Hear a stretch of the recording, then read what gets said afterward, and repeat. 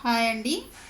ఇప్పుడు మనం normal మెథడ్కి new method కటింగ్కి తేడా ఏంటో మీకు క్లియర్గా చెప్తా చూడండి. ఇప్పుడు మనం ప్రతిసారి న్యూ మెథడ్ కటింగ్ చేసే ప్రతిసారి నేనేం చెప్తున్నా, మనం చేయాల్సిన మైనస్ అంటే మనం డీప్ నెక్ను బట్టి షోల్డర్ని ఫుల్ షోల్డర్ పెట్టాం, అందులో మైనస్ చేస్తాం. మైనస్ చేసేదాన్ని మనం ఎక్కడ చేస్తున్నాం, నార్మల్ కటింగ్లో అయితే షోల్డర్ వైపు చేస్తున్నాం. ఓకేనా, షోల్డర్ వైపు చేస్తున్నాం. ఇక్కడ షోల్డర్ ఈ చంక భాగంకి వెళ్ళి చేసినప్పుడు మనకు ఉండాల్సిన క్లాత్ ఇక్కడ ఉంటుంది. కటింగ్ చేసిన తర్వాత ఈ 2 డాట్లు పట్టిన తర్వాత మళ్ళీ మనకు కావాల్సిన షోల్డర్ ఇక్కడ ఫుల్ షోల్డర్ ఎక్కడ ఉందో మరి అక్కడికి రావాలి. అక్కడికి రాకపోతే ఇక్కడ టైట్ అయిపోద్ది కదా, అక్కడికి రావాలి. అందులో ఏం ప్రాబ్లం ఉందంటే ఒక్కోసారి ఎక్కువ కావచ్చు, ఒక్కోసారి తక్కువ కావచ్చు. తక్కువ అయినప్పుడు లాగేస్తుంది, హ్యాండ్స్ అన్నీ లాగేసి ఇట్లా ఇక్కడ ఉండాల్సిన లైన్ ఇక్కడికి వస్తుంది. ఓకేనా, అర్థమైంది కదా మీకు. ఎక్కువైతే షోల్డర్ జారిపోద్ది. అదే మనం న్యూ మెథడ్ కటింగ్లో అయితే చూడండి, ఇప్పుడు ఇది న్యూ మెథడ్ కటింగ్ యొక్క క్లాత్. న్యూ మెథడ్ కటింగ్తో పేపర్ కటింగ్తో చేసిన క్లాత్ అనమాట. ఇప్పుడు మనం చేసే షోల్డర్ చూడండి, ఇక్కడ మైనస్ చేసే షోల్డర్ అనేది ఈ సెంటర్లోనే మైనస్ చేసేస్తున్నాం. ఇక్కడ ఎక్కడ ఉండాల్సిన షోల్డరు అక్కడే ఉంటుంది. చూడండి, ఎక్కడ ఉండాల్సిన షోల్డర్ అక్కడే ఉంటుంది. మనం ఈ షోల్డర్ను ఇక్కడ ఈ చంక భాగం వైపు మనం మైనస్ చెయ్యం, మెడ వైపే మైనస్ చేస్తాం. ఓకేనా, దీన్ని సెట్టింగ్ చేసి చూపిస్తాను నేను, ఒక్క నిమిషం. ఇక్కడ కుట్టు కోసం ఎంత పోద్దో దాన్ని కూడా నేను ఇట్లా మైనస్ చేసేస్తున్నా.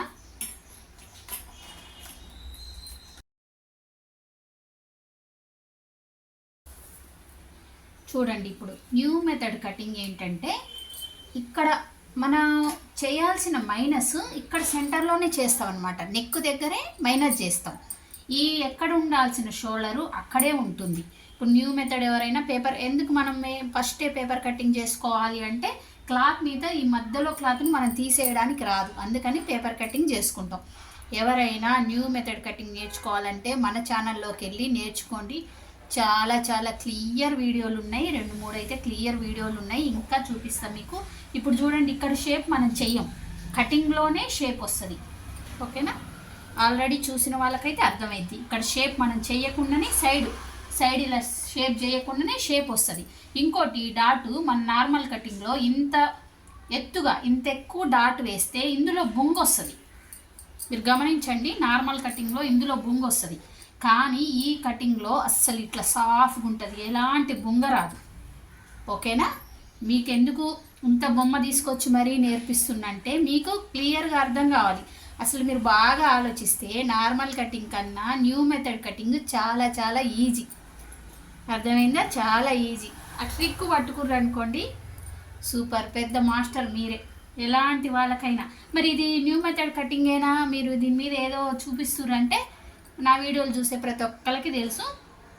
ఫస్ట్లో నేను చేసిన పేపర్ కటింగ్తో చేసిన క్లాత్ ఇది కూడా మన వీడియోలో ఉంది, అదే క్లాత్ ఇది. ఇప్పుడు నేను దీనికి పెట్టి మీకోసం చూపిస్తున్నా.